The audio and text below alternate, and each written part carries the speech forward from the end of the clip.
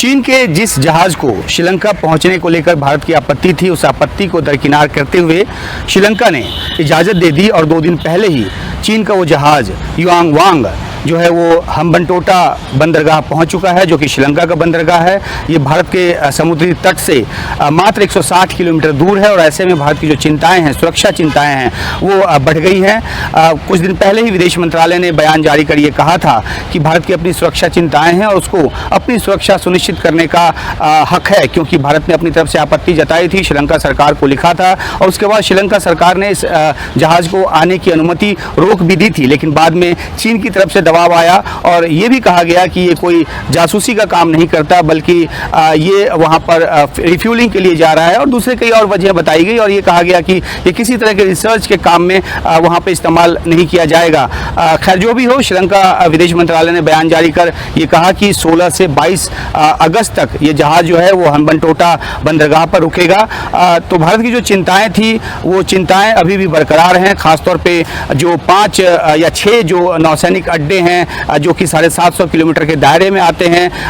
ये जहाज़ जहाँ खड़ा है उसके दायरे में, और ये जहाज़ क्योंकि 750 किलोमीटर के दायरे में डाटा इकट्ठा कर सकता है, तो ऐसे में भारत की अपनी चिंताएं बरकरार है। साथ ही साथ चाहे वो कोच्चि का जो नौसैनिक मुख्यालय है वहाँ से भी वहाँ की भी जासूसी ये जहाज़ कर सकता है। इस तरह की चिंताएं भी जो जानकार हैं उनकी तरफ से बताया जा रहा है। और इसके अलावा जो कुदनकुलम परमाणु ऊर्जा केंद्र है या फिर जो कलप्पम जो परमाणु संयंत्र है, इससे जुड़ी जो जानकारी है वो भी जहाज़ के जरिए जुटाई जा सकती है। तो तमाम तरह की सुरक्षा चिंताएं हैं, लेकिन श्रीलंका सरकार की अपनी मजबूरी है, क्योंकि आर्थिक संकट से वो देश जूझ रहा है। बहुत बड़ी तादाद में, बहुत बड़े वॉल्यूम में जो कर्ज है वो चीन का कर्ज उसने लिया हुआ है, उसके कर्ज के तले वो डूबा हुआ है। हम्बनटोटा जो बंदरगाह है वो चीन ने ही डेवलप किया है, 99 साल की लीज पर उसको देना पड़ा है, क्योंकि अगर श्रीलंका जो है मना करता है तो उसको फिर हो सकता है चीन की तरफ से दबाव आए कि वो कर्ज को चुकाए, जो कि चुका पाने की हालत में भी श्रीलंका नहीं है। तो ये एक ऐसा एक आर्थिक श्रीलंका के लिए एक ऐसी आर्थिक संकट का दौर है जहां पर वो चीन को चाहकर भी इस बात के लिए मना नहीं कर पाया। दूसरी तरफ भारत ने जिस तरीके से श्रीलंका की मदद की है,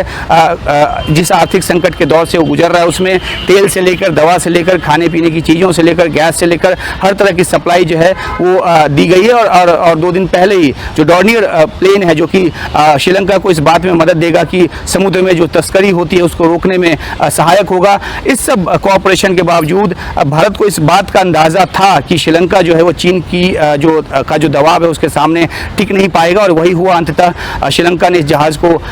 जो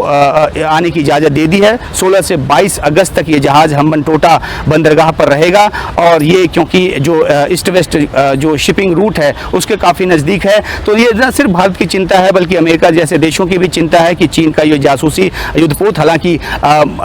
चीन जो है इस पोत के जासूसी होने की बात से इनकार करता रहा है, लेकिन ये इसमें इस तरह के संयंत्र है, इस तरह की तकनीकी है कि ये बैलिस्टिक मिसाइल से लेकर जो सैटेलाइट है उस तक को ट्रैक कर सकता है। तो काफ़ी इससे चिंताएं जुड़ी हुई हैं, और जब ये जहाज़ पहुंच गया है भारत के इतने करीब श्रीलंका के तट पर, श्रीलंका के बंदरगाह पर, तो भारत की जो अपनी चिंताएं हैं उसको लेकर वो विमर्श कर रहा है। हालांकि अब जो होना था वो हो गया, लेकिन देखना है कि आगे भारत अपनी सुरक्षा को कैसे सुनिश्चित करता है। उस बात को लेकर सरकार काफ़ी चिंतित है, विमर्श कर रही है, और देखना है कि आगे किस तरह का बयान सरकार की तरफ से आता है।